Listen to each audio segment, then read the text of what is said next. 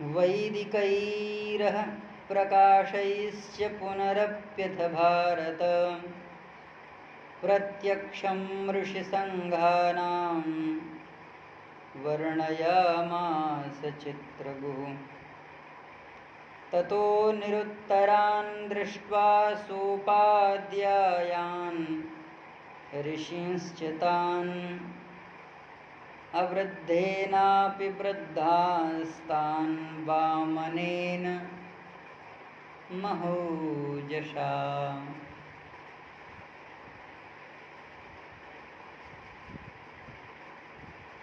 दिव्यानंद कल्याण गुणगण निलय अखिल हे प्रत्यनीक सच्चित आनंद घन स्वरूप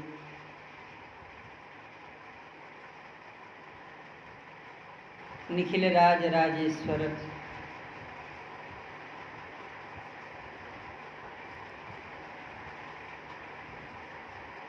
साकेत बिहारी अवध बिहारी भगवान श्री राघवेंद्र सरकार पूज्य चरण प्रातः स्मरणीय पूज्य श्री सद्गुरुदेव भगवान मुद मंगल में संत समाज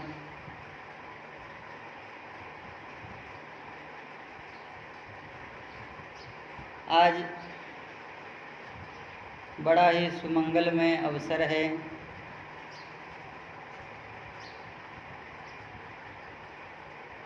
द्वितीय पक्ष है। प्रथम पक्ष भगवान का प्रतिपद और द्वितीय तिथि है भाद्र कृष्ण पक्ष का।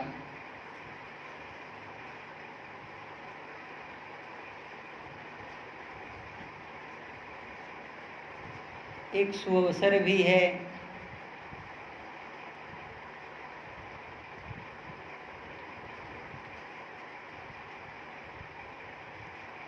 और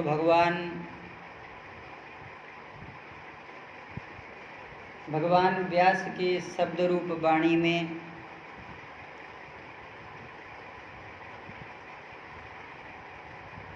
ऋषि वैशंपायन के शब्दों में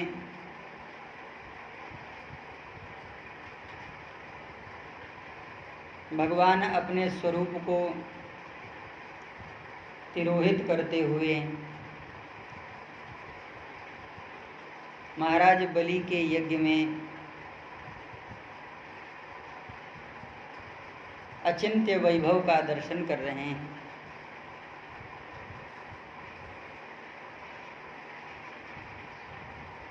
यद्यपि यह स्वरूप भगवान के लिए अगम नहीं है, क्योंकि भगवान कर्तुम अकर्तुम अन्यथा कर्तुम है।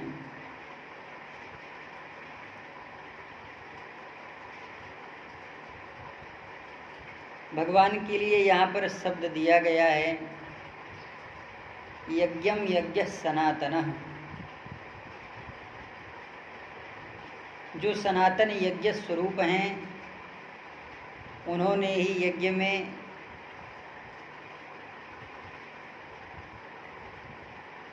साक्षात यज्ञ विग्रह रूप धारण किया है।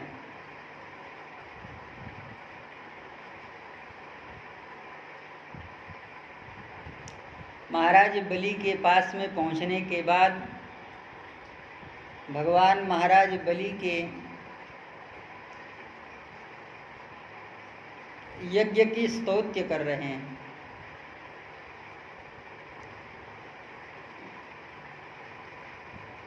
भगवान ने यह भी देखा है ऋषिभिश्चैव मंत्राद्यै सर्वतः परिवारितः। अभेद्य दुर्ग कवच बना कर महाराज बलि यज्ञ कर रहे हैं, जिसमें किसी भी प्रकार से प्रवेश नहीं पाया जा सकता, जिसका किसी भी प्रकार से अनिष्ट नहीं किया जा सकता, जो मंत्र से बंधा हुआ है और बड़ी कड़ी सुरक्षा पहरेदारी है।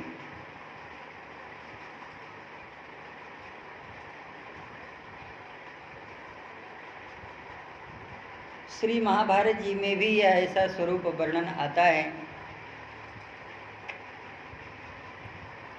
जिनके जीवन में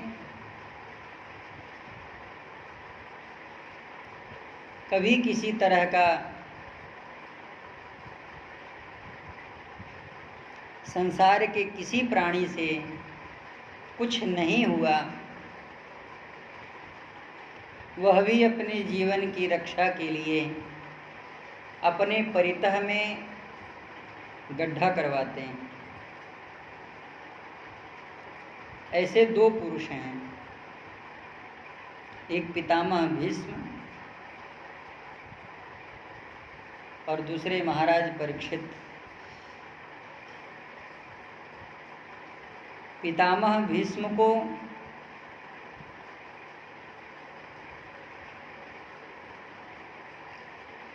जंगली जानवर, अनेक प्रकार के रेंगने वाले कीड़े मकोड़े, सर्प बिच्छू आदि का भय है। महाराज परीक्षित को अपने जीवन की रक्षा के लिए सर्प से बचने के लिए चारों तरफ से परितः और ऊंचे मचान बना दिया गया है, जिसमें महाराज विराजमान हैं। इन दोनों का स्वरूप भिन्न है। एक अपने जीवन की अंतिम छोर पर खड़ा है और एक जीवन का लक्ष्य प्राप्त करने के लिए यद्यपि विधा हुआ है, यद्यपि मारा जा चुका है, लेकिन फिर भी बचने की कोशिश कर रहा है। एक अस्त्र शस्त्र के द्वारा विधा गया है, बुरी तरह से घायल किया गया है, एक रोम तंतुओं में दो दो बाण लगे हुए हैं, लेकिन फिर भी किसी वस्तु की वह प्रतीक्षा कर रहे हैं। और एक ब्राह्मण के वाणी वचन से अपनी मृत्यु की कगार की ओर जा रहे हैं। यहाँ वह दोनों परिस्थितियाँ हैं।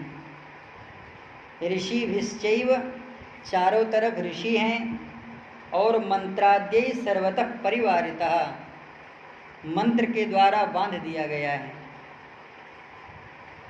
जो अजेय हैं, किसी भी प्रकार से जिनका अनिष्ट नहीं किया जा सकता, ऐसे महाराज बलि को देखने के बाद भगवान ने अपने मन में महाराज बलि की प्रशंसा के लिए कुछ शब्दों का प्रयोग किया है।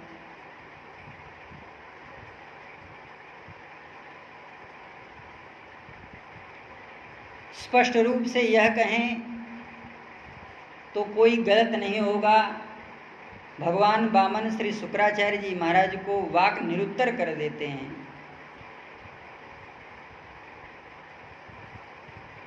शास्त्रार्थ करते हैं।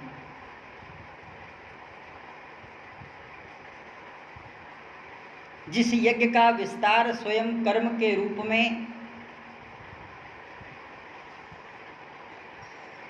श्री शुक्राचार्य जी महाराज कर रहे हैं, उसी को ब्रह्म ज्ञान के रूप में भगवान वामन ने विस्तार किया, बृहद विस्तार किया है। विस्तार ही नहीं,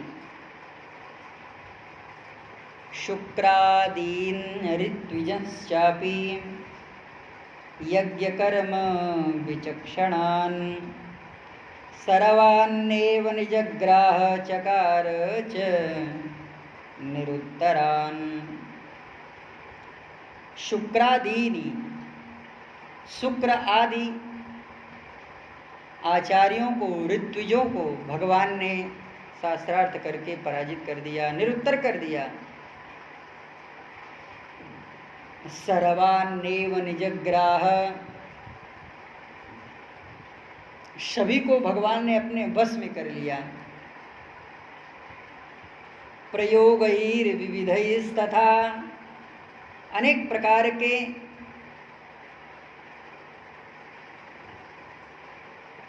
विविध वाक चातुरी के साथ ब्राह्मणों को अपने वश में कर लिया। ब्राह्मण भगवान के समक्ष भगवान का ही दर्शन कर रहे हैं, वे अवाक मुख होकर के भगवान की ओर देख रहे हैं। अकस्मात तम नर्मदायास्तट उत्तरे बलेर यह ऋत्विजस्ते भृगुकक्ष संजगे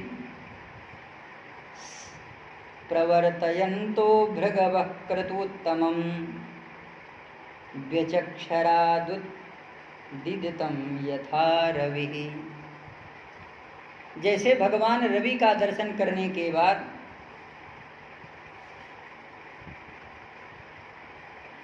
जितने भी ब्राह्मण हैं वे भगवान सूर्य को प्रणाम करते हैं। उदत्यम जात वेदसी इत्यादि मंत्रों के साथ।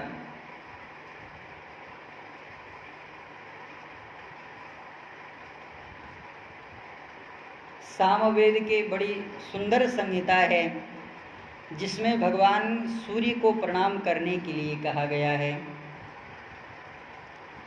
ब्राह्मण भगवान सूर्य को प्रणाम करते हैं और भक्त भगवान श्री राम को प्रणाम करते हैं। सूर्यमंडल मध्यस्थम श्री सीताराम समन्वितम। सूर्यमंडल के मध्य में जो स्थित भगवान श्री सीताराम जी महाराज हैं, प्रत्येक वैष्णव भगवान को प्रणाम करते हैं। सूर्यमंडल मध्यस्थम लक्ष्मी नारायण समन्वितम। प्रत्येक वर्ण के जाति के लोग भगवान सूर्य को जैसे प्रणाम करते हैं। प्रवर्तयन्तो भृगवः क्रतुत्तमं व्यचक्षतात् दुदितं यथा रवेः। जैसे भगवान सूर्य को प्रणाम किया जाता है, ऐसे ही नर्मदा के तट पर भृगुकक्ष नाम के स्थान में महाराज बलि के भृगुवंशी ऋत्विजों ने श्रेष्ठ यज्ञ का अनुष्ठान यज्ञ कर्म किया है। मानो वे भगवान सूर्य को देख करके प्रणाम कर रहे हों।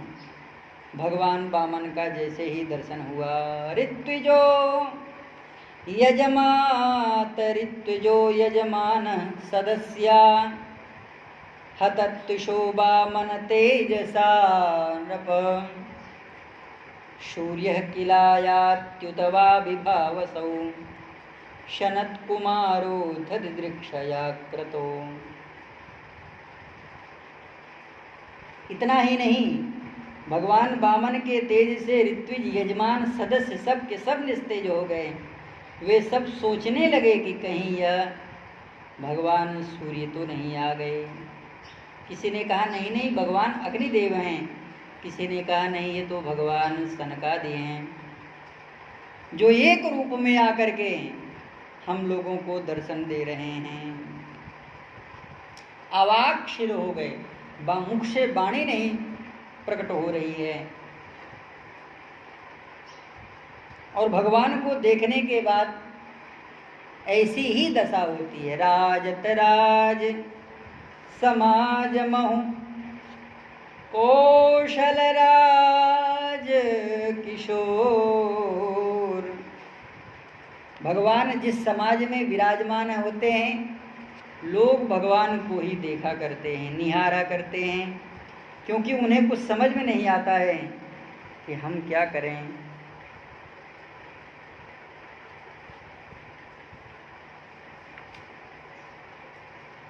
भगवान की छवि ही ऐसी कुछ है। राजत राज समाज महूँ।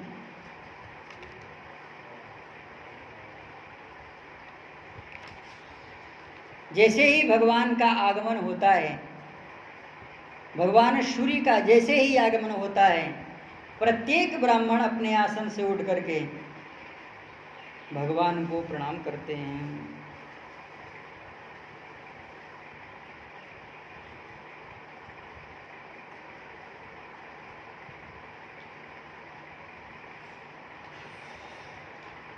एक यज्ञ में भगवान का आगमन हुआ और जैसे ही भगवान का आगमन हुआ, सब के सब अपने आपा को खो दिए। तमुपागत मालक्ष्य सर्वे सुरगणादय प्रणेमुः सहसोत्थाय ब्रह्मेन्द्रत्रक्षनायका।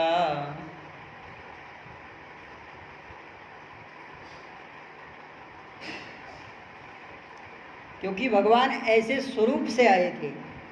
तमुपागतमालक्ष्य सर्वे सुरगणादय, देवताओं का समूह उठ करके खड़ा हो गया, गंधर्वों का समूह उठ करके खड़ा हो गया, ऋत्विजों का, सदस्यों का,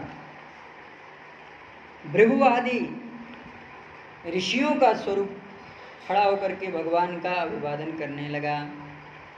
महाराज मनु ने लिखा है कि जब महापुरुषों का आगमन होता है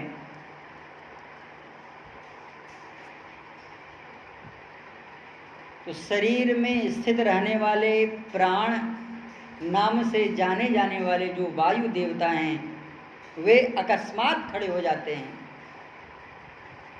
ऐसे ही तत्तेजसा हतरुचः सन्नजिह्वा ससाध्वसा मूर्धना धृतांजलिपुटा उपतस्थुर्रधोक्षजम्। महाराज, लोक पितामह ब्रह्मा जी के इस ब्रह्म सभा में भगवान का जैसे ही आगमन हुआ है, सब के सब खड़े हो गए, भगवान का अभिवादन करने लगे। अपवर्ग्या वृत्तयो यस्य महीम त्वात्मभुवद भुवादयः यथा मतिं गृह्णन्ति स्म कृतानुग्रह विग्रहम्। सब भगवान को ऐसे देखने लगे मानो भगवान उनके ऊपर अनुग्रह करके देख रहे हों। कृपा सिंधु प्रभु बंधु, यह भगवान की जो कृपा वारिता है वह हमारे ऊपर भी अनुकूलता के रूप में प्रकट हो जाए। अर्थात अब करी कृपा बिलो की मोहि आयसु देहूं कृपाल। ये जो भगवान के देखने की बड़ी विलक्षण सुंदर रहस्य नीति है।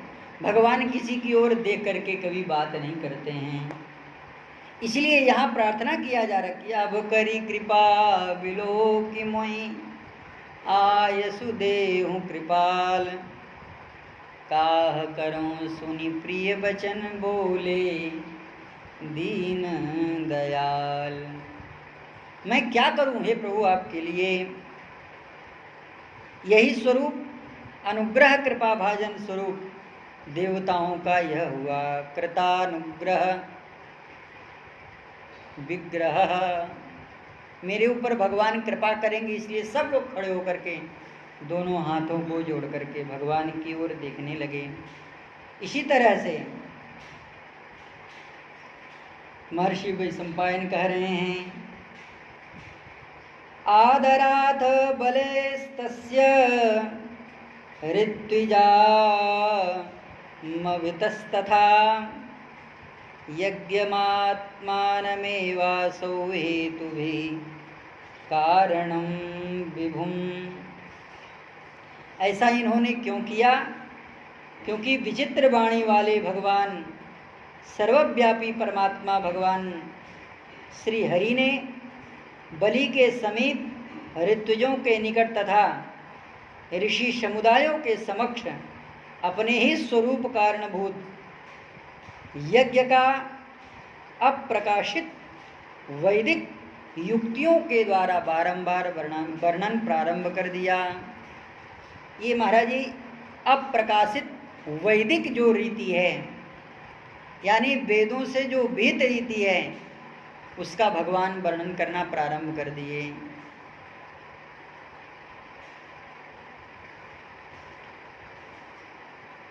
यह जो यज्ञ कराया जा रहा है, यह सकाम यज्ञ है।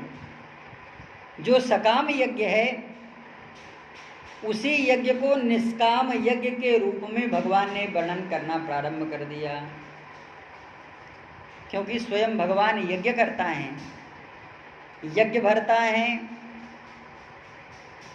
और स्वयं भगवान यज्ञ भोगता है, इसलिए यज्ञ वक्ता भी हैं।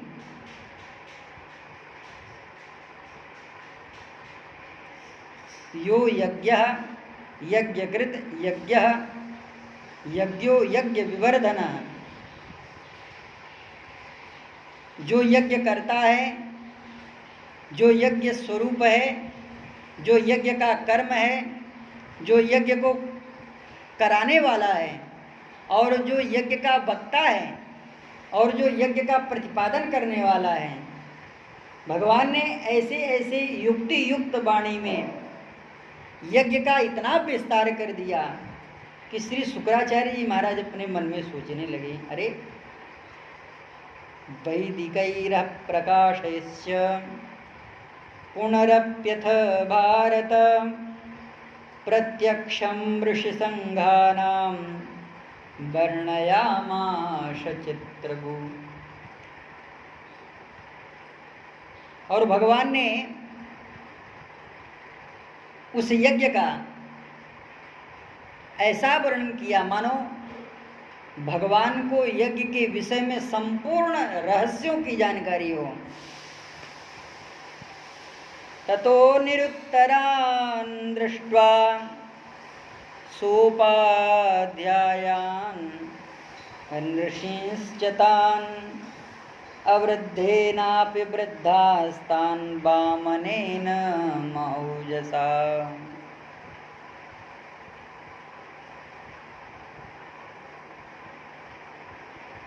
महान तेजस्वी बालक को देखकर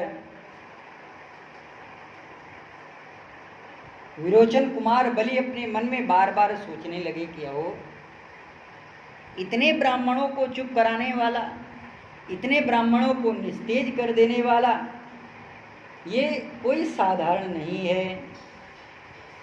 मुझे तो ऐसा लग रहा है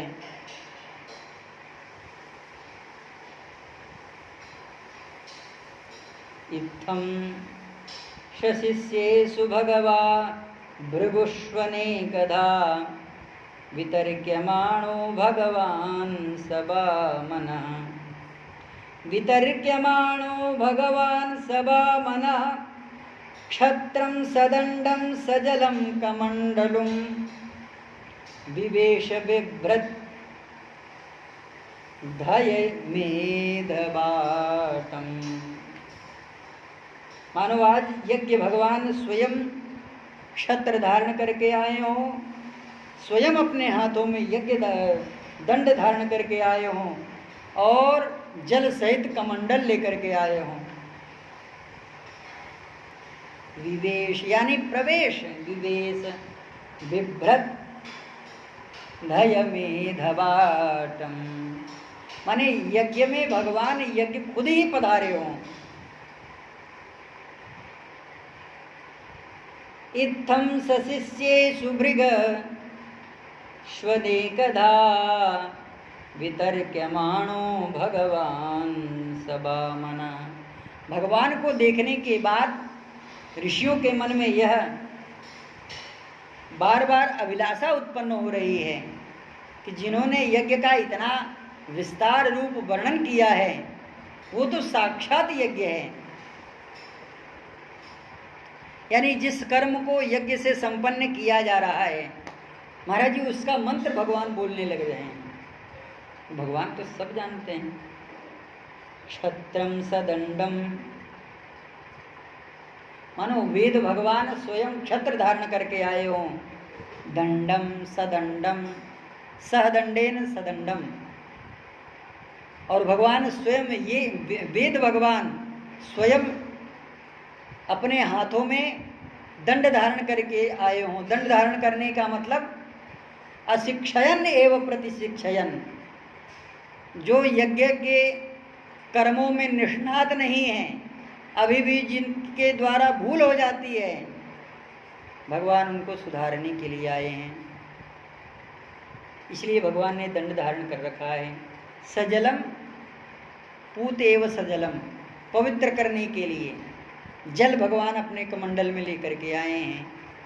और महाराज जी श्राप भी जल से ही दिया जाता है, आशीर्वाद भी जल से ही दिया जाता है, और भगवान अग्निदेव को डराया भी जल से ही डराया जाता है। और महाराज जी कई बार श्री महाभारत जी के ही क्रम में वर्णन स्वरूप में संपूर्ण सृष्टि का विलय ही जल के रूप में किया जाता है। मानो आज भगवान यज्ञ के अग्नि को बुझाने के लिए आए हैं। सजलम सकमंडलुम, ये कमंडल महाराज जी कर्म का द्योतक है। कर्म कमंडल जल लिए। गोस्वामी जी महाराज ने कहा है कि ये कमंडल क्या है, ये कर्म ही कमंडल है। भगवान ने मानो कितने स्वरूप धारण कर रखे हैं कि कोई समझ नहीं पा रहा है। विवेश यज्ञ विवेश विवृद्धय में दवाटम, भगवान का जो स्वरूप है वह ब्रह्मचर्य व्रत धारण करने वाले ब्राह्मण का तो है,